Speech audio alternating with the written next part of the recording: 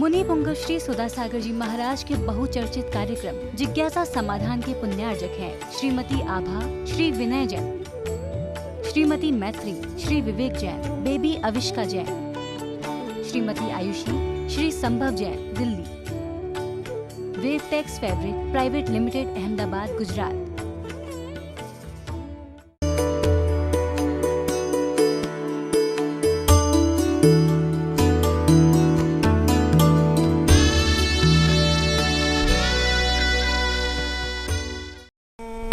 सिद्धार्णं नमो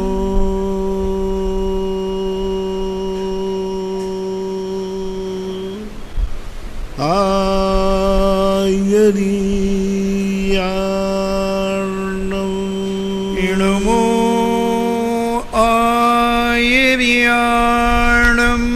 नमो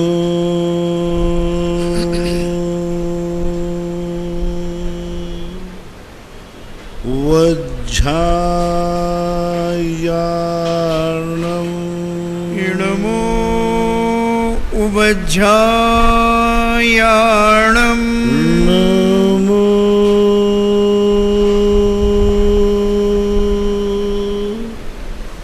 लोये सव्यसाहूर्णं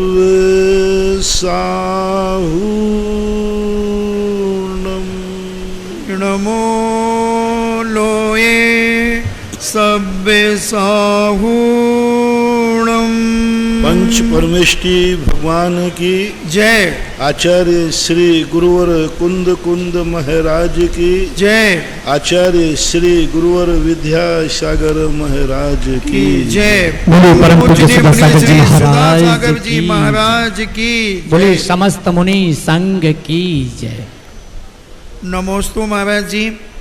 उपेंद्र जैन शामली से पूछते हैं, नमोस्तु गुरुदेव, मेरा प्रश्न यह है कि सृष्टि का निर्माता कौन है? किन्हु न करे न धरे को, षड द्रव्यमयी न हरे को। जो छह द्रव्य हैं उन छह द्रव्यों से स्वाभाविक अपने आप ये सृष्टि का निर्माण होता है। इसका कोई निर्माता नहीं होता।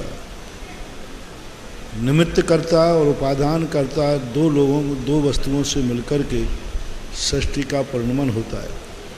सूर्य को कोई उगाता नहीं है, सूर्य को कोई डुबाता नहीं। अपनी जिंदगी को बचपन से जवानी, जवानी से बुढ़ापा कोई करता नहीं। इसी से अंदाज लगा लीजिए, एक बालक जन्म लेता है और जन्म लेकर जवान होता है, बूढ़ा होता है, मर जाता है। किसने जवान किया? किसने बुढ़ापा लाया? कोई नहीं। नैसर्गिक रूप से कर्म का निमित्त नैमित्तिक संबंध होता है और अपने आप ये सृष्टि चलती है। सृष्टि का कर्ता धर्ता कोई ना था, ना है और ना भविष्य में रहेगा। यशवंत साय बड़ौदा गुजरात से पूछते हैं, नमोस्तु महाराज जी, टाटा कंपनी ने एक हवा में पानी बनाने वाली मशीन निकाली है। क्या उस पानी का जल व्रती लोग पी सकते हैं? हवा में मशीन के माध्यम से हवा से पानी बन जाता है। कोई बाधा नहीं, लेकिन उसको भी छानना तो पड़ेगा, क्योंकि हवा के माध्यम से जो हाइड्रोजन और ऑक्सीजन इन दोनों को मिला करके जल की उत्पत्ति होती है। आकाश में भी ऐसा ही हो जाता है। तो लेकिन वो जल जो भी हो, एक अंतर मुहूर्त के बाद, अंतर मुहूर्त कोई 48 मिनट मत ले लेना, 47 मिनट नहीं, अंतर मुहूर्त का चुटकी बजाते ही इतनी देर, ये तो बहुत बड़ा अंतर मुहूर्त हो गया। जिसका पलक झपकाने में, चुटकी बजाने में जितना समय लगा, इतने समय के बाद जीवों की उत्पत्ति हो जाती है। ये समझाने के लिए बता रहा हूँ। जीव की उत्पत्ति तो इसके पहले भी हो जाएगी, तो जीवों की उत्पत्ति उसमें हो जाएगी, तो इसको छानना पड़ेगा, बॉयल करना पड़ेगा, फिर लेने में कोई बाधा नहीं है, क्योंकि जल तो जल ही होता है। नमोस्तु प्रेमचंद जी जैन केकड़ी से पूछते हैं, महाराज जी, मैं प्रतिदिन गायों को चारा खिलाता हूँ, मगर पूर्णिमा के दिन मेरी दुकान बंद रहती, उस दिन चारा नहीं डाल पाता, तो क्या मुझे कोई दोष लगेगा? देखो, गाय को तो खाना चाहिए, तो प्रतिदिन खाना है उसको। वो उपवास तो कर नहीं सकती, पूनम के दिन दुकान बंद रहती है, तो सभी गायों को उपवास थोड़ी करा देंगे। एक बार मैं नारेली में था, एक दिन किसी कारण से पानी की मोटर खराब हो गई, तो उस दिन ग्वालों ने पानी नहीं पिलाया। शाम को रात भर गायें इतनी चिल्लाई कि बहुत हम भी दंग रह गए कि रात में कौन क्या स्थिति बनी।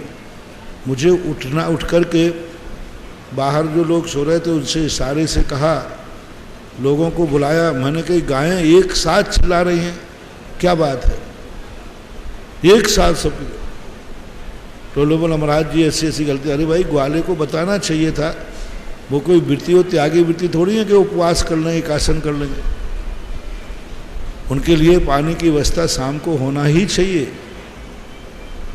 अब ऐसी स्थिति में बन जाती है तो उनको तो संक्लेश हो जाता है।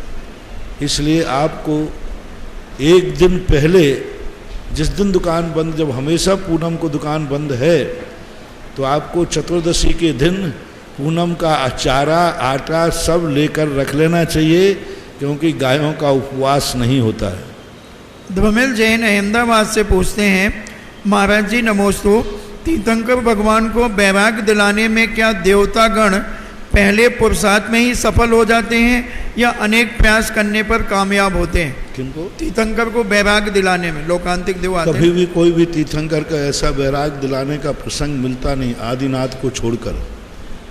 आदिनाथ भगवान के लिए जरूर देवों को लीनांजना भेज करके वैराग्य दिलाया, और आज तक किसी भी आगम में, किसी भी शास्त्र में तीर्थंकर को वैराग्य दिलाना पड़ा हो, ऐसा कोई उदाहरण नहीं मिलता। क्योंकि बोधित बुद्ध, प्रत्येक बुद्ध और स्वयंभू बुद्ध, तीर्थंकर स्वयंभू होते हैं। बोधित बुद्ध अपने आप में बोधित बुद्ध नहीं होते कि दूसरे के द्वारा बोधित किया जाए। तो ये हुंडासर्पने की एक घटना मान लेना चाहिए कि देवताओं को, भगवान को वैराग्य दिलाना पड़ा। तीर्थंकरों को वैराग्य होता है प्राकृतिक नेचुरल घटनाएं देखकर, जैसे दर्पण में देखते ही वैराग्य हो गया, आकाश के बादल देख करके विकृत होकर वैराग्य हो गया, बिजली की तड़क देख करके वैराग्य हो गया। तो इस प्रकार के उदाहरण तो मिलते हैं, लेकिन देवताओं के लिए वैराग्य दिलाना पड़ा हो, ऐसा कोई आगम में उल्लेख नहीं है, मात्र आदिनाथ को छोड़कर ऐसा नहीं। महेंद्र जैन पत्रकार इंदौर से पूछते हैं, नमोस्तु गुरुदेव, कुछ लोग सौंदर्य के वशीभूत होकर के कृत्रिम बाल यानी विग का उपयोग कर श्री जिनेन्द्र भगवान का अभिषेक शांति धारा करते हैं, तो क्या करना उचित है या अनुचित? विग लगा करके नहीं करना चाहिए। विग लगाकर ना तो अभिषेक कर सकते हैं आप, और ना ही आहार दे सकते हैं। खिजाब लगाना अलग चीज़ है।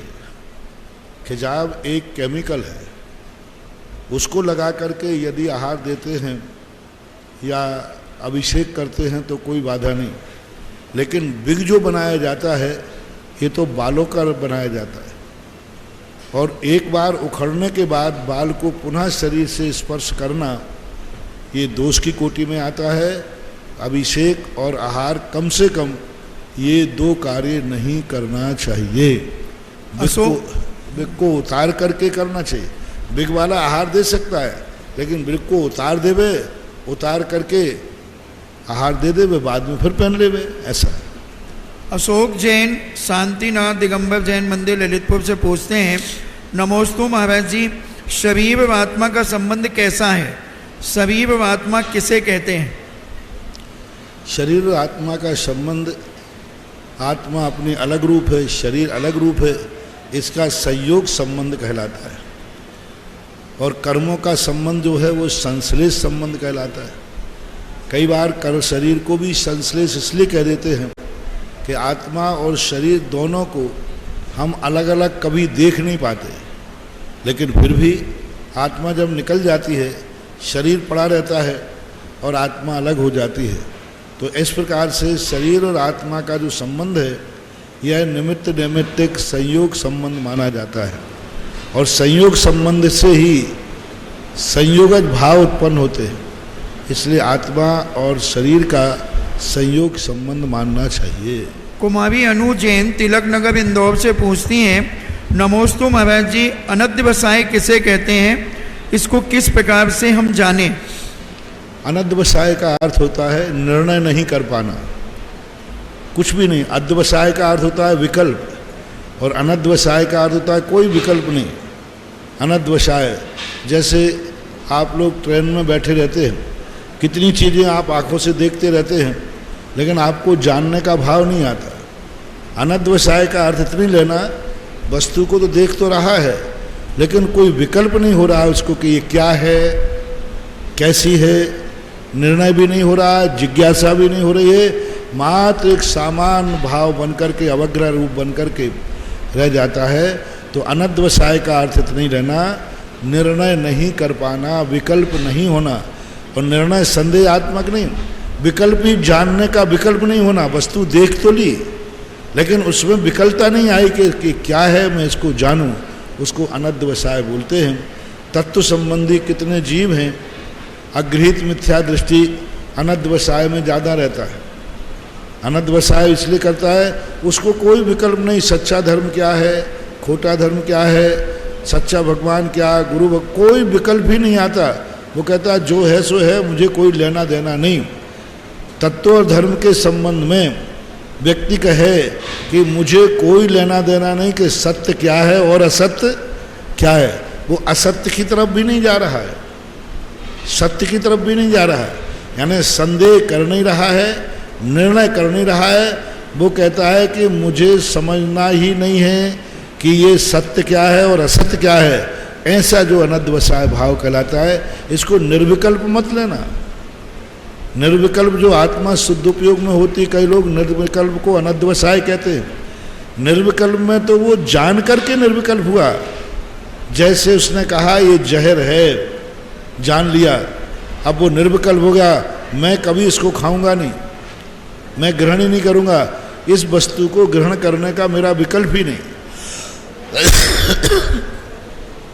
लेकिन अनध्यवसाय वाला क्या करेगा, वो जानता है नहीं और जानना भी नहीं चाहता है उसको। नमोस्तु महाराज जी, श्रीमती सविता जैन ललितपुर से पूछती हैं कि गुरुवर, आत्मज्ञान प्राप्त करने के लिए हमें क्या करना चाहिए और आत्मस्वरूप किस प्रकार पहचानना चाहिए? आत्मा स्वभाव प्रभाव भिन्नम, जितने जितने परिणाम हमारे प्रभाव रूप हैं उनको छोड़ना चाहिए। अनुभूति ऐसी करना चाहिए, जो दिख रहा है वो मैं नहीं हूँ, जिससे आँख से मैं देख रहा हूँ ये मैं नहीं हूँ, जो देख रहा हूँ वह मैं हूँ, जो दिख रहा है वो मैं नहीं हूँ, जिससे देख रहा हूँ वो मैं नहीं हूँ, मैं देख रहा हूँ वह मैं हूँ, जो सुनने में आ रहा है वो शब्द मैं नहीं हूँ, जिससे सुन रहा हूँ वो कान में नहीं हूँ, लेकिन सुनने वाला मैं हूँ। यानी जब अपने आत्मज्ञान की परिणति होती है, ऐसा अपने आत्म की मैं हूँ ऐसी परिणति, तो ऐसी परिणति सभी आत्माओं को होती है। लेकिन मोक्ष मार्ग में जो आत्मा का स्वरूप है उसको पर निरपेक्ष, पर पदार्थों से रहित जो आत्मा का परिणाम है, वो ज्ञायक स्वभावी जिसे कहते हैं, ज्ञाता दृष्टा जिसे कहते हैं, ऐसे परिणामों को बनाने का नाम आत्मा को जानना।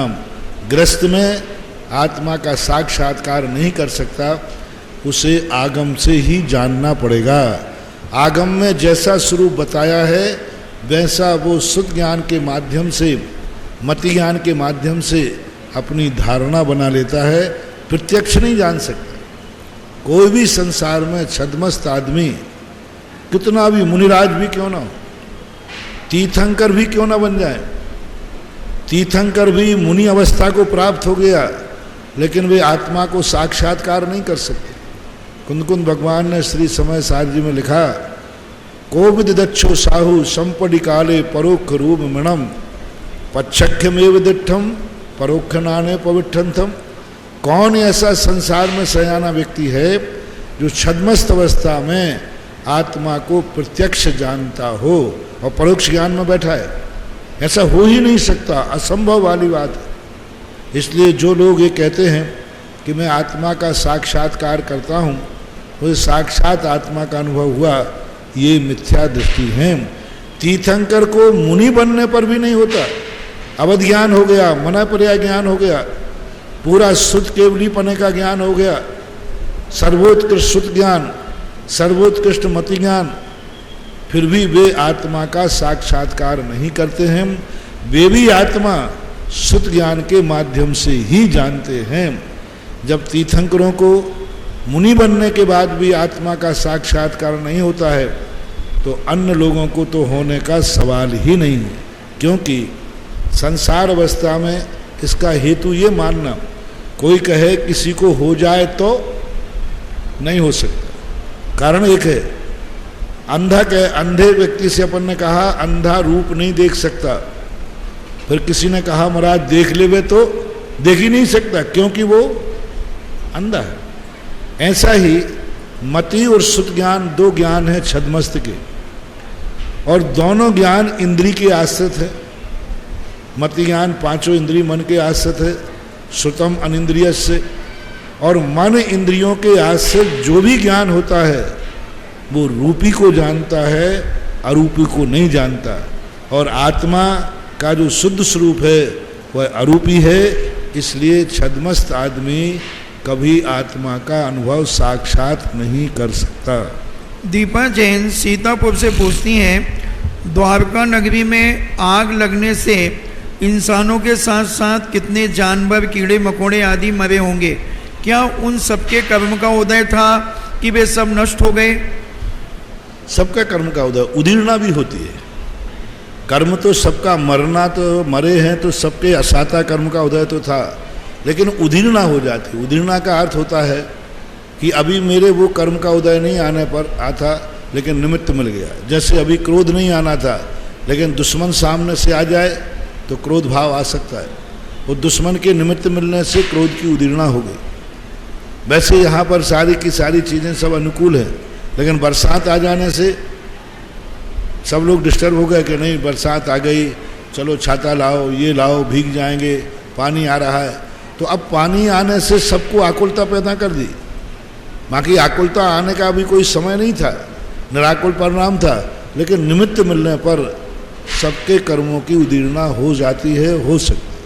अभय जैन सीतापुर से पूछते हैं, नमोस्तु महाराज जी, अगर हर इंसान को अपने नरक के दुख याद आ जाएं तो कोई भी इंसान गलत काम ना करे, लेकिन ज्ञानावरणी कर्म के उदय से हमको याद नहीं आता, लेकिन देव और नारकी को पिछले भाव याद रहते हैं। क्या जगत की व्यवस्था ही इंसान के जल्दी मोक्ष के खिलाफ है? यानी पुरानी बात याद नहीं आती तो इंसान मोक्ष के लिए तैयारी नहीं कर पाता।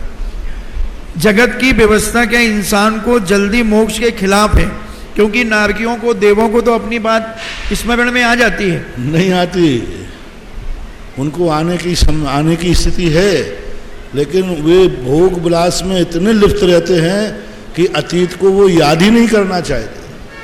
आपके बुरे दिनों के बाद अच्छे दिन आ जाएं तो फिर बुरे दिन आपको कितनी देर व कितने बार याद आते हैं? भूल जाते हैं। अच्छे दिन आते ही लोग बुरे दिन को भूल जाते हैं। हाँ, बुरे दिन आए तो अच्छे दिन जरूर याद आते हैं कि हमारा एक दिन ऐसा अच्छा दिन था, और अच्छे दिन आ जाए तो बुरे दिन तो व्यक्ति इतने जल्दी भूलता है। वे दिन क्यों न विचारत चेतन, मात की कूख में आन बसे थे, उरद श्वास लगे निशिवासर, रंचो शासन खोतर से थे, आज बहे तुम जोबन को बस भूल गए कितसे किसे थे। यानी लेखकों को याद दिलाना पड़ता है कि तुम अपना अतीत याद करो, याद आता नहीं है, भूल जाते। अब आपको नरकों में गर्भ की जो वेदनाएं सहन की वो याद है क्या? याद करना भी नहीं चाहते। कोई समझाए तो कहते महाराज जी भूलो, जो निकल गया निकल गया, आज तो हम सुखी हैं। तो ऐसी बात नहीं। देवताएं लोग भी यहाँ से मरने के बाद एक भी व्यक्ति लौट के नहीं आता। अरे कम से कम ये कहना तो आ जाए कि आप चिंता मत करो, मैं देव में पहुँच गया हूँ, और यहाँ रो रहा है, हम मर रहे हैं, हम आपको याद कर रहा है, सब कुछ कर रहा है, और मरने के बाद, देव जाने के बाद एक बार भी सूचना देने तो आ जाए भाई आप लोग रो मत। एक बार आचार्य श्री ने ज्ञान सागर महाराज समाधि ले रहे, की अवस्था में थे। तो ज्ञान सागर जी आचार्य जी को समझा रहे थे, देखो ऐसी चर्या पालन करना, गलती नहीं करना, ये समाज बहुत अच्छा है। तो आचार्य ने कहा, महाराज जी आप अभी समझाने में आपको तकलीफ हो रही है, आप क्यों समझा रहे हैं मुझे? आप मर के देव पर्याय में जाओगे, तो देव पर्याय में जाओगे तो वहाँ प्रतिदिन 10 मिनट के लिए मेरे पास आ जाना और हमें बता जाना, गड़बड़ करें तो कह देना ये मत करना। तो ज्ञान साहब जी बोले, जब तक इस शरीर में हूँ तभी तक समझा रहा हूँ, यहाँ से जाने के बाद तुझे समझाने नहीं आऊँगा, मैं खुद सिमंदर भगवान के यहाँ समझने जाऊँगा। वहाँ कहाँ खबर पड़ेगी, भाव भी नहीं आएगा। तेरे जैसे शिष्य तो बहुत हो गए और होंगे, अनंत बार हो गए। तो देव पर्याय में इतना ज़्यादा सुख हो जाता है कि वो अतीत की स्मृति नहीं रखते। अपन सोचते हैं कि इनको अवध ज्ञान होगा, वे अपनी सब बातें जान लेते होंगे, नहीं, भाव नहीं आता। नमोस्तु गुरुदेव। ऑनलाइन जिज्ञासा समाधान के पश्चात जगत पूज्य दिगंबर सरोवर के राजहंस गुरु कृपा नगरी भीलवाड़ा की आस्था के मुकुट परम पूज्य गुरुदेव के श्री चरणों में कोटि कोटि नमोस्तु करते हुए पंच कल्याण प्रतिष्ठा महोत्सव के प्रथम दिवस की शुभ बेला में धर्म सभा में जिज्ञासा प्रस्तुति के लिए सर्वप्रथम मैं आमंत्रित करता हूं श्री अनिल जी जैन फ्रॉम कटनी।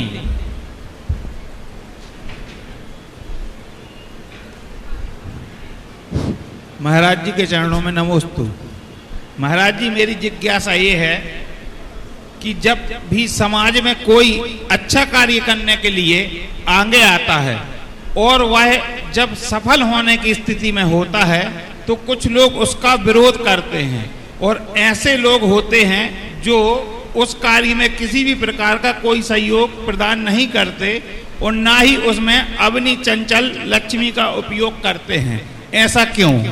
ऐसा वो इसलिए करते हैं कि आप अच्छे काम कर रहे हैं, क्योंकि सफ़ेद कपड़े पर रंग डालने में मज़ा आता है, काले कपड़े में कौन डालेगा? इसलिए जब, क्योंकि पत्थर यदि किसी पेड़ पर लग रहे हों तो समझ लेना चाहिए वो आम का पेड़ है। वो विरोध इसलिए करते हैं क्योंकि तुम्हारी सारी दुनिया को दिखाना चाहते हैं कि ये बहुत अच्छा कार्य कर रहे हैं। बोले क्यों? मैं विरोध कर रहा हूँ ना, मेरा विरोध करना ही बता रहा है कि अच्छा कार्य कर रहे हैं, इसलिए घबराना नहीं चाहिए। मैं तो देखो, मैं जो सोचता हूँ वो मैं तुम्हें सलाह दे रहा हूँ। मेरे कार्य में प्राय ज़्यादातर लोग विरोध करते, तो मैं तुरंत समझ देता हूँ कि मैं जरूर अच्छा कार्य कर रहे हैं, क्योंकि वो विरोध कर रहा है। दुश्मन यदि विरोध नहीं करेगा, यदि बुरा कार्य होगा, ये देखना रखना, यदि आप गलत कार्य करोगे दुश्मन कभी विरोध नहीं करेगा, क्योंकि वो जानता है करने दो गलत, इसको अपने आप मरेगा। दुश्मन की पहचान है, जब जब तुम गलत कार्य, यदि दुश्मन को आप गलत कार्य करोगे, गलत मार्ग पर जाओगे, तो दुश्मन कभी विरोध नहीं करता, उसको बहुत आनंद आता है, बहुत मजा आता है, क्योंकि ये गलत कार्य कर रहा है। यदि दुश्मन शराब पी रहा हो, कोई पी रहा हो, तो दुश्मन कभी उसका विरोध नहीं करेगा, बोले पीने दो, बल्कि एक बोतल लाके और देगा, और पी ले भाई। तो दुश्मन का नेचर समझो। आपको दुश्मन पुराण पढ़ना पड़ेगा, एक दुश्मन नाम का पुराण है, जिस पुराण में लिखा रहता है कि पहले सामने वाला दुश्मन है कि नहीं आपका। दुश्मन है तो जब जब वो विरोध करे तुम निर्णय निश्चित कर लेना, मैंने बहुत अच्छा कार्य किया है। बोले प्रमाण क्या है कि आपने अच्छा कार्य किया है? मेरा दुश्मन विरोध कर रहा है। दुश्मन का विरोध बहुत बड़ा प्रमाण पत्र है, बहुत बड़ा प्रमाण पत्र। किसी ने उठा करके पत्थर मारा, आप आंख बंद करके कह दीजिए कि ये पेड़ आम का है। बोले क्यों? क्योंकि इस पर लोग पत्थर फेंक रहे हैं। बबूल के पेड़ पर कोई पत्थर नहीं फेंकता। तो आप तो सफलता का प्रमाण पत्र दे रहे हैं, आपको परेशानी हो रही। मैं तो हमेशा कहता हूं कि भाई मेरे कार्य का बुरे दुश्मन लोग विरोध करें, क्योंकि तुम्हारे विरोध करने से मैं निश्चिंत हो जाता हूं कि मेरा कार्य जरूर अच्छा है, तभी इसने विरोध किया है, ये मानना चाहिए। इसलिए आप लोग विरोधी जब विरोध करें, खुश होना, आनंद मनाना, और विरोधियों से और कह दो अब मैं गुरु महाराज से पूछ के आया हूँ कृपया आप विरोध करो जिससे मुझे सफलता का प्रमाण पत्र मिल जाए। कबीर ने यही तो कहा था, निंदक नीरे राखिए आंगन कुटी छवाए। गांधी जी ने भी एक बार कहा है कि यदि किसी व्यक्ति को जिंदगी में सफलता चाहिए है तो एक दुश्मन जरूर बना के रहे, और यदि तुम्हारा कोई दुश्मन नहीं हो तो पड़ोसी को जाके एक थप्पड़ मार देना, वो दुश्मन तुम्हारा बन जाएगा। यदि जिंदगी में ऊंचाइयां पाना है, जिंदगी में सफलता चाहिए है, तो दुश्मन जरूर होना चाहिए, क्योंकि दुश्मन वो शक्ति है जो मैं हर पल पर प्रमाणता का सर्टिफिकेट देता है। हम ये न समझें कि रास्ते में कांटा पड़ा है हमारी गाड़ी को पंचर करने के लिए, ये समझें कि रास्ते में कांटा इसलिए पड़ा है कि तुम देख के चलो। अपन ने क्या निर्णय कर लिया, अरे देखो रास्ते में ये कांटे पड़े हैं, कितने खतरनाक हैं। नहीं, पॉजिटिव सोचो कि वो कांटा तुम्हें चुभने के लिए नहीं पड़ा है, वो तुम्हें सावधान करने के लिए पड़ा है कि देख के चलना, मैं रास्ते में पड़ा हूं। हर विरोधी को, हर दुश्मन को कांटे के समान उपकारी मानना, वो हमें सावधान करता है, सचेत करता है, सफलता का प्रमाण पत्र देता है। नमोस्तु गुरुवर। रसीली पाटनी तत्पश्चात तैयार रहेंगे दिया जैन।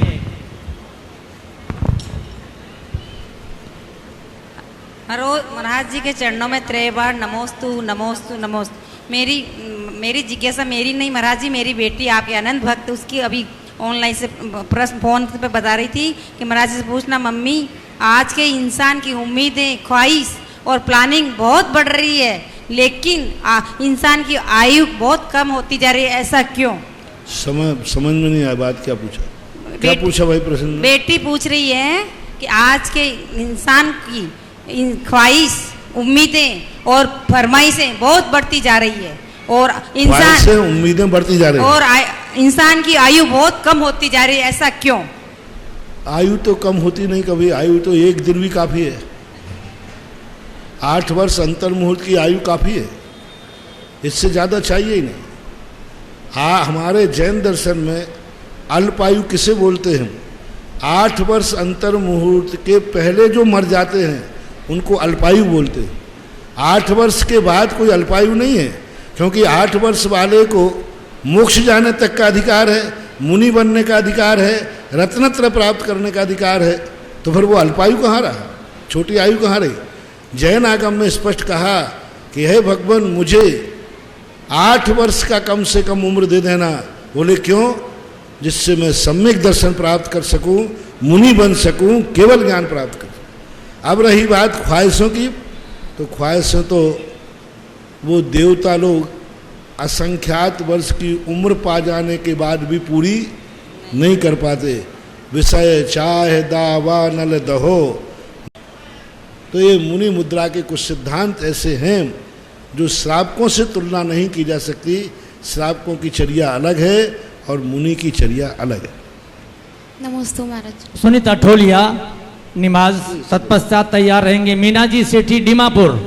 गुरुवर के चरणों में शत वंदन। गुरुवर, सब धर्मों में जीवन जीने की कला सिखाई जाती है और हमारे जैन धर्म में मृत्यु को महोत्सव के रूप में बनाने की कला सिखाई जाती है। मेरी जिज्ञासा है, मृत्यु को महोत्सव के रूप में कैसे बनाना चाहिए? किसको? मृत्यु को महोत्सव के रूप में।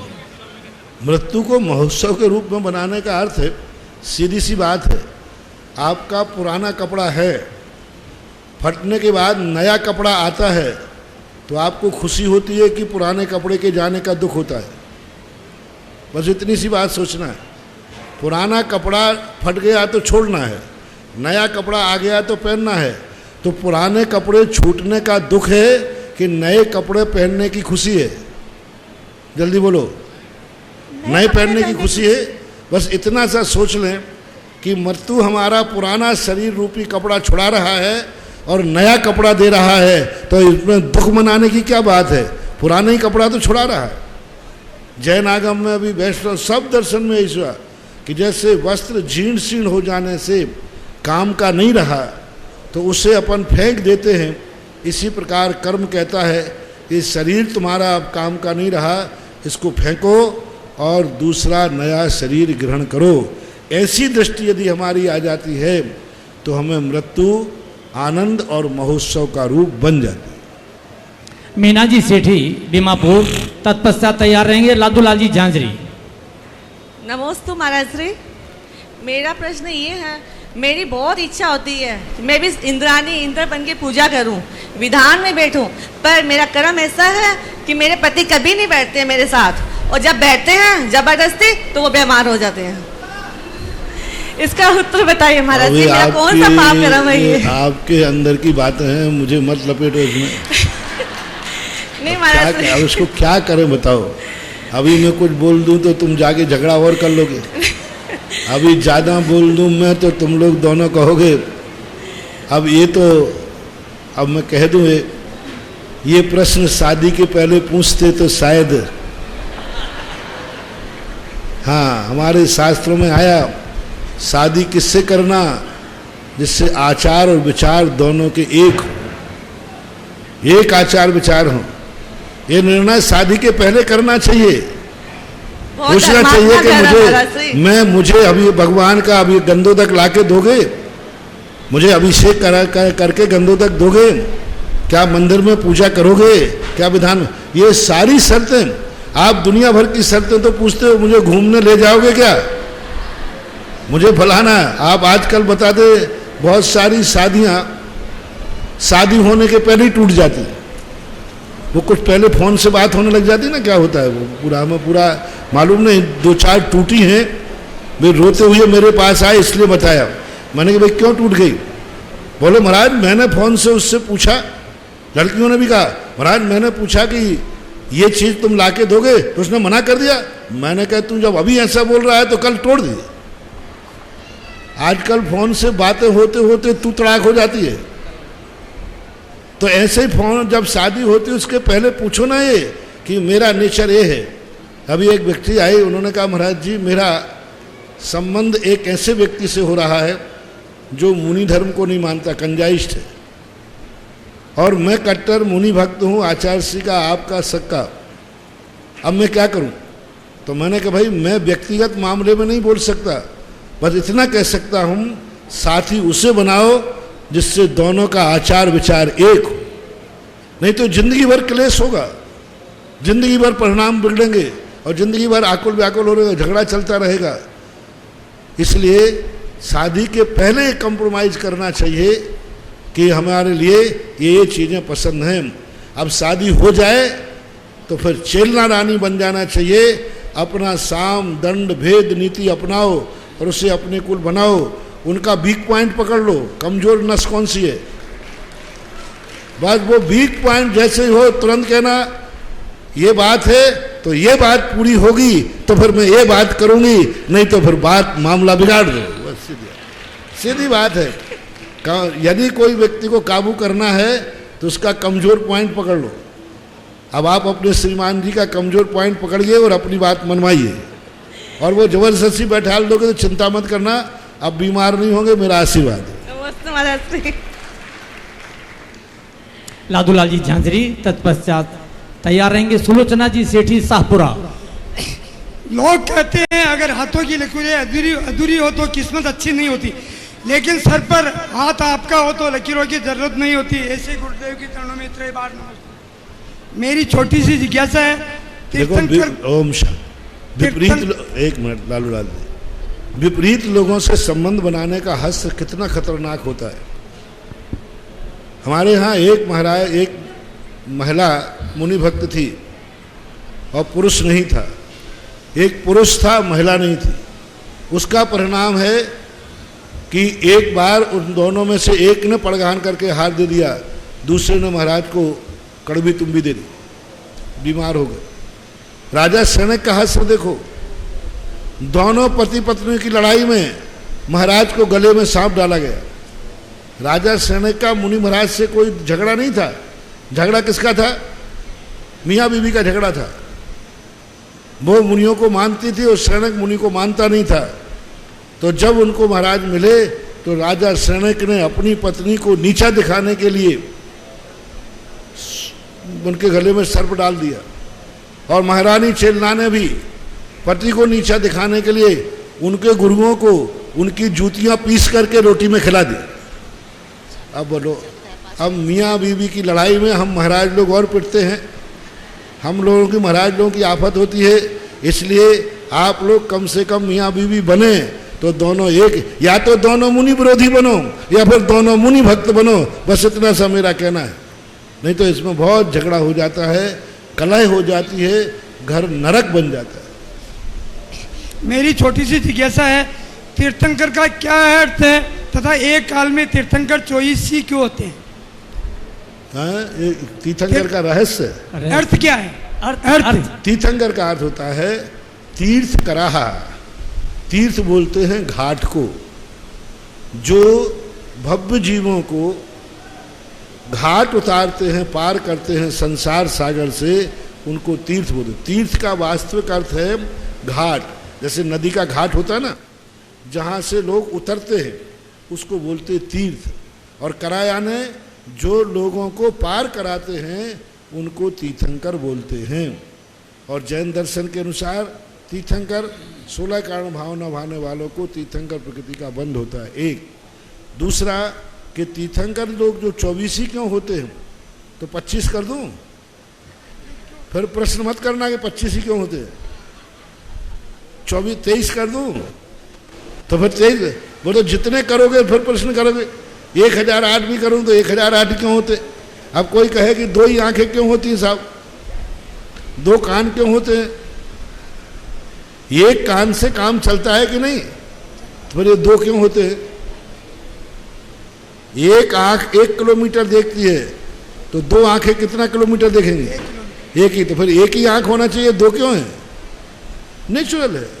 तो कुछ ऐसा है कि भरत क्षेत्र और ऐरावत क्षेत्र में 24 का नियोग है, 24 ही होंगे, 25वां नहीं होगा।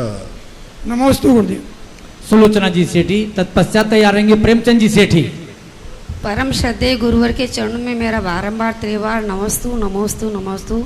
हे गुरुवर, जब आप आर.के. कॉलोनी में प्रवेश किया आपने और हम दोनों ने एक साथ नमोस्तु किया, उस समय ऐसा आनंद की अनुभूति हुई, शायद मैंने पहली बार ही दर्शन किए, जबकि मैं सुबह शाम दोनों टाइम आपके दर्शन करती हूँ। उस समय उस वक्त जो आशीर्वाद मिला वो मैं पूरे परिवार को कहती रही, आज मुझे ऐसा आशीर्वाद और गुरुवर में ऐसा क्या नजर आया जो हम दोनों को इतनी खुशी हुई, इतनी खुशी कि बस उसके आनंद का कोई सीमा ही नहीं रही।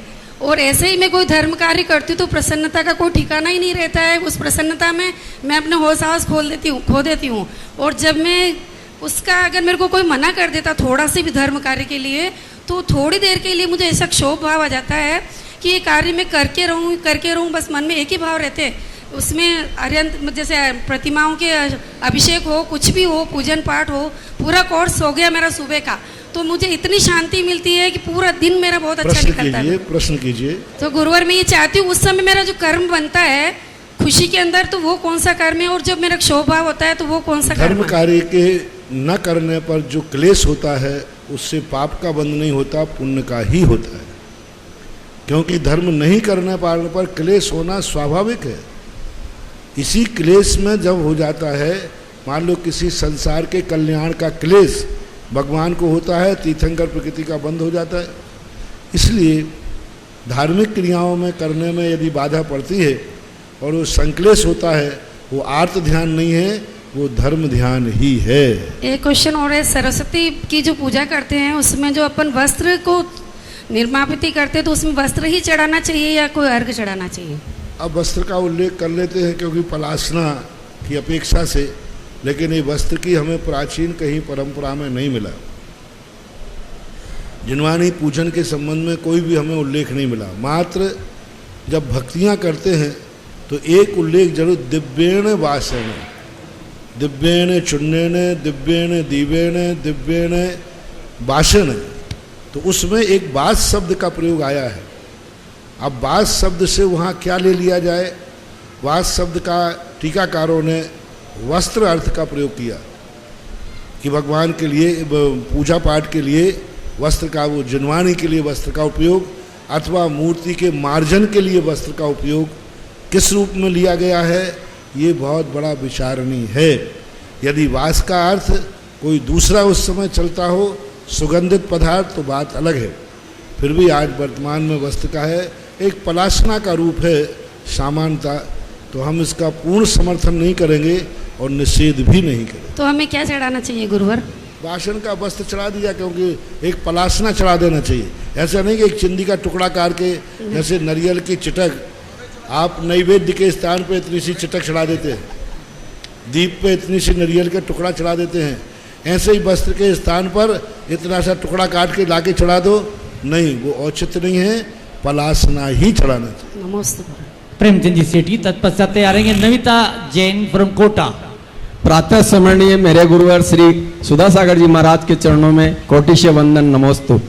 महाराज श्री 96 में 1996 में आप भिलवाड़ा पधारे थे सबसे पहले। उस वक्त आर.के. कोलानी मंदिर निर्माणाधीन था।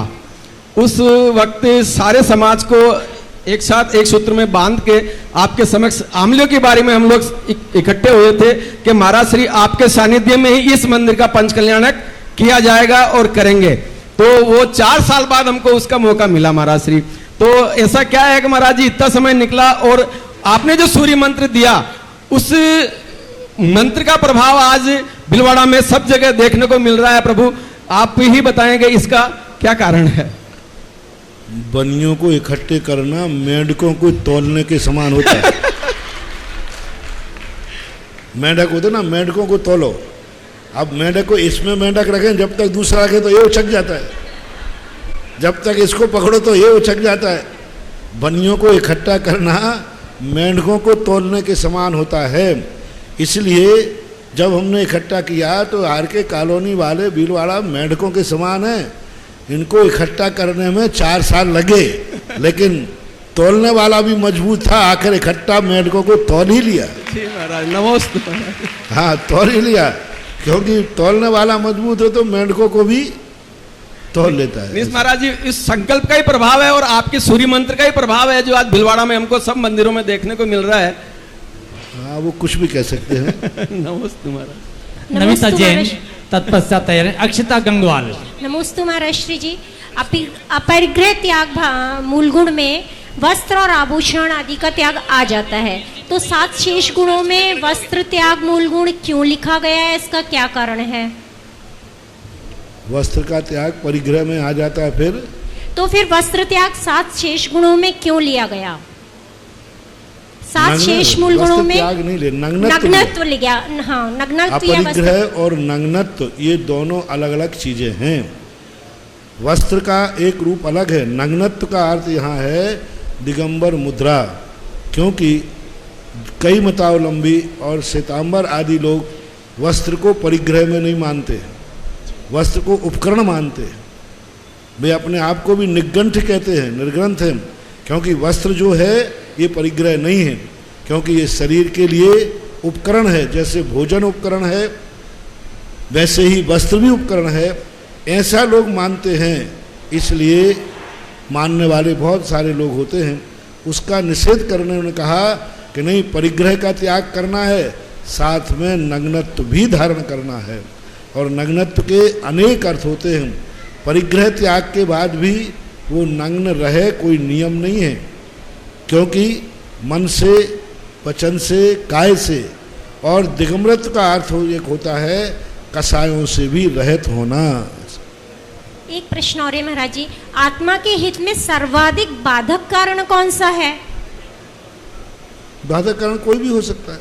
सर्वाधिक बाधक कारण कोई भी नहीं। मोहिनी कर्म, मोक्ष मार्ग की अपेक्षा से देखा जाए तो सबसे बड़ा बाधक कारण दर्शन मोहिनी है, दूसरे नंबर पर चारित्र मोहिनी है, तीसरे नंबर पर फिर अंतराय है, ज्ञानावरणी, दर्शनावरणी सभी माने जाते हैं।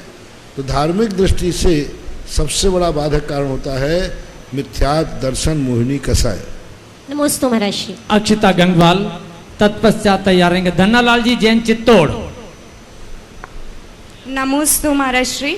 महाराज श्री, मेरा प्रश्न है, भारतीय संस्कृति की एक प्राचीन परंपरा है अतिथि देवो भव, लेकिन आजकल महाराज श्री ये लुप्त होती जा रही है। और जैसे कोई अतिथि आता है तो जनरली संक्लेश परिणाम आने लग जाते हैं। तो महाराज श्री इस परंपरा को अक्षुण्ण बनाए रखने के लिए मेहमान कैसा हो और मेजबान कैसा हो, मेहमान नवाजी कैसी हो? अतिथि का देवो भव का अर्थ होता था पहले, क्योंकि संयुक्त फैमिलियां रहती थी, एक साथ फैमिली रहती, तो उसमें इस प्रकार की स्थिति बनती थी कि 10 लोग खा रहे हैं तो वो 5 और आ जाएं। अब वो सिंगल फैमिली है और सबसे बड़ा तो स्वार्थ आ गया। ऐसी बात नहीं कि अतिथि देवो भव नहीं है, लेकिन जो व्यक्ति उसका मतलब का है उसको तो बुलाने में है, लेकिन दूसरा आ जाए, अपनी ससुराल के लोग आ जाए तो मज़ा आ जाए, और भाई के ससुराल के लोग आ जाए तो, अपने यदि बहन के लोग आ जाएं तो ठीक है, और यदि पिताजी की बहन की ससुराल के परिवार के लोग आ जाएं, भुआ आदि, तो आज स्वार्थी हो गया व्यक्ति, क्योंकि वो सिमट गया कि हम एकल रहें, हमारा परिवार रहे। और आपने देखा होगा कि शादी के बाद आपका राग माँ बाप के पक्ष में ज़्यादा है कि ससुराल के पक्ष में ज़्यादा जाता है। माँ बाप के जो रिश्तेदार थे उनसे प्रेम ज़्यादा बढ़ता है कि ससुराल के रिश्तेदारों से प्रेम ज़्यादा बढ़ता है। आप उठा के देख लीजिए, शादी के पहले माँ बापों के जो रिश्तेदार थे, मामा नाना आदि, उनसे बढ़ता है, और शादी के बाद फिर वो साला साली से, ससुराल वालों से पक्ष बढ़ाता है, क्योंकि उसको स्वार्थ दिखने लग जाता है। पहले होता था आशीष, पहले होता था वरदान, और अब हो गया स्वार्थ। पहले वो सोचता था जितने ज़्यादा हमारे बुजुर्गों से 7 पीढ़ियों के रिश्तेदार ढूंढता था, 7 पीढ़ियों के रिश्तेदार ढूंढता था, आज तो उसको 1 पीढ़ी का रिश्तेदार ही भार लगने लगा है, क्योंकि व्यक्ति स्वार्थी हो रहा है। जितना जितना वैज्ञानिक होता जाएगा, भौतिक होता जाएगा, उतना उतना व्यक्ति संबंधों से छूटता जाएगा। आज क्या बात है, माइक गला पकड़ रहा है। नमोस्तु महाराज जी, नमोस्तु। अभी तक ऐसा नहीं हुआ, और आज बहुत तेजी हो रही। महाराज श्री, मेरा प्रश्न ये है कि मेहमान कैसा हो और मेजबान कैसा हो? मेहमान ऐसा हो जो किसी के यहाँ जावे, अब मेरी भाषा में तो खाली हाथ नहीं जावे, मिठाइयाँ लेके जावे, फल लेके जावे, और वहाँ घर से लौटे तो उसने यदि 2 दिन वहाँ रहा है तो 2 दिन में वो देख लेवे कि मेरे रिश्तेदार ने मुझे 2 बार चाय पिलाई, बीच में ठंडाई पिलाई, बीच में आइसक्रीम खिलाई, और 2 बार भोजन कराया। ये कितने रुपए का हो गया होगा? उससे 1,000 रुपया बच्चे में पालने को देने लग जाए तो फिर रिश्तेदार बुरा नहीं लगेगा। हमारे पूर्वजों ने बताया कि यदि आप रिश्तेदारी में जाएं, पहले पूर्वज देखो ऐसा करते थे, बिना बिल पेमेंट किए बिना कहीं भोजन नहीं करना। होटल में तो वो बिल मांग लेता है, यहाँ बिल मांगा नहीं जाता। रिश्तेदार जब व्यक्ति जाता था तो आने के पहले पालने की तरफ जाता था, वो माने मना करते थे कि नहीं नहीं, बोले आप चुप रहिए, मैं बच्चे को दे रहा हूँ। अब बच्चे को नोट कर दे के कर रहे हो, बच्चे को नोट की क्या कीमत है? कोई मतलब नहीं। लेकिन ये बिल चुकाने का तरीका था। आज भार तो बन जाते हैं, सब खर्चा करा लेते हैं, और 1 रुपया भी दे के नहीं आते तो बाद में महिलाएं ऐसी गालियां देती हैं, हाँ, कि परेशान करके चला गया हो कुछ। तो एक दूसरे को, और सबसे बड़ी चीज़ है हमारे यहाँ मेहमान को भ्रमर कहा, भ्रमर, भौरा। जैसे भौरा फूल से रस ले लेता है लेकिन फूल को धक्का नहीं लगाता, इसी प्रकार मेहमान जिसके यहाँ जावे उसका भार ना बने। देखे इनको कहीं भार तो नहीं बन रहा है, और यदि भौरे के समान बन के जाएगा तो फिर कोई भी मेहमान किसी को भार नहीं लगेगा। और आगत वाले को, जो जिसके यहाँ आता है, उसको भी विचार करना चाहिए कि यदि ये मेहमान का संबंध हमारा जुड़ा रहा तो हमारा व्यवहार, हमारा धर्म, हमारा कर्म विस्तार को प्राप्त होता है। धनालाल जी जैन चित्तौड़, तत्पश्चात आएंगे प्रेरणा जैन ब्यावर। नमोस्तु, नमोस्तु महाराज जी। मेरा प्रश्न ये है कि कहते हैं 84 लाख योनियाँ भुगतने के बाद मनुष्य जीवन मिलता, पर इतने जंगल ही नहीं रहे, इतने जानवर ही नहीं रहे, खरगोश हिरण देखने में नहीं मिलते, तो कैसे महसूस करें हम? चींटियां तो मिलती हैं है जी, चींटी तो मिलती है। चींटी तो हाँ, तो मिलती बस जितने अच्छे जानवर में मरकर सब चींटी बन रहे हैं। अच्छा, तो ऐसी बात नहीं है, जानवरों में त्रिअंशों में परिवर्तन होता रहता है, क्षेत्र का परिवर्तन होता है। यहाँ जानवर कम हो रहा है, दूसरे क्षेत्रों में जानवर हैं, विदेश क्षेत्र हैं, अन्य और बड़े बड़े क्षेत्र स्थान हैं, वहाँ हैं। स्थानांतरण होता है, उनका अभाव नहीं होता। एक प्रश्न और है, जिसके पाप खत्म हो गया तो उसको क्या महसूस होता? किसके पाप खत्म हो गया तो क्या मालूम पड़ता? कैसे मालूम पड़ता उसको अपने पाप खत्म हो गए? आप बोलो ना, पदम माइक बोलो ना, क्या बोलो? उसके अशुभ कर्म खत्म हो गए तो इसका पता कैसे पड़ेगा? अशुभ कर्म, पाप खत्म हो गया तो मालूम कैसे पड़ता? अशुभ कर्म खत्म हो गया, काम अच्छे होने लग जाए तो अशुभ कर्म खत्म हो गया, और काम अच्छे नहीं हो रहे, इसका अर्थ अशुभ कर्म चल रहा है। बुखार उतर गया है, इसका अर्थ असाता कर्म खत्म हो गया, और बुखार चढ़ा हुआ है तो अभी असाता कर्म चल रहा है। क्यों मानना चाहिए? प्रेरणा जैन, तत्पश्चात तैयार रहेंगे इंदिरा झांझरी चंद्रशेखर आजाद। मम गुरुवर को मेरा और मेरे परिवार का बारंबार नमोस्तु। आज संपूर्ण जैन समाज के लिए गौरव की बात है कि हमारे समाज के श्रीमान अमित शाह जी वर्तमान भारत सरकार में होम मिनिस्टर के पद पर पदस्थ हैं। वर्तमान में भारत में सम्मेद शिखर जी, गिरनार जी, केसरिया जी आदि अनेक तीर्थ क्षेत्रों पर संकट के बादल हैं। अतः महाराज जी, मेरा आपसे निवेदन है कि आप जैन समाज के पदाधिकारियों को निर्देश दें कि वे इस गौरवशाली समय का सदुपयोग कर माननीय अमित शाह जी से सहयोग प्राप्त कर जैन तीर्थ क्षेत्रों को संरक्षित करने का प्रयास करें। मैं राजनीतिक जहाँ बात आती है, हमारी मर्यादाएं होती हैं। समाज को किसी राजनीति में किसी जाति विशेष पर बैठ जाने के बाद वो जाति के कार्य कर पाएगा, ये कोई ज़रूरी नहीं है, क्योंकि उनके साथ बहुत सारी मजबूरी होती है। लेकिन ये विश्वास जरूर जता सकते हैं कि एक बार होम मिनिस्टर बने थे प्रकाश चंद्र सेठी, तो भारत देश डाकुओं से मुक्त हुआ था, और आज अमित शाह बने हैं होम मिनिस्टर। कुछ ना कुछ से मुक्ति जरूर देश को मिलना चाहिए, क्योंकि जैनी जब उच्च पद पर बैठता है, अच्छा आदमी बैठेगा तो वो नियम से कोई ना कोई अच्छा कार्य जरूर करेगा। एक बार होम मिनिस्टर बने थे प्रकाश चंद्र सेठी, तो उस समय कितना बड़ा उन्होंने अपना दिमाग से काम किया, सारे भारत को चोरों से मुक्त करा दिया और चोरों को समर्पण करा दिया।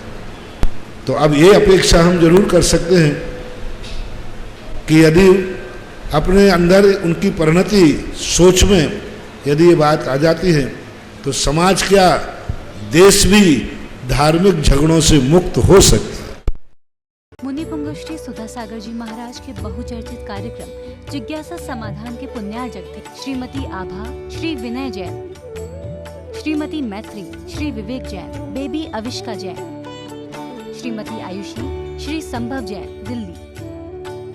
वेवटेक्स fabric private limited, Ahmedabad, Gujarat.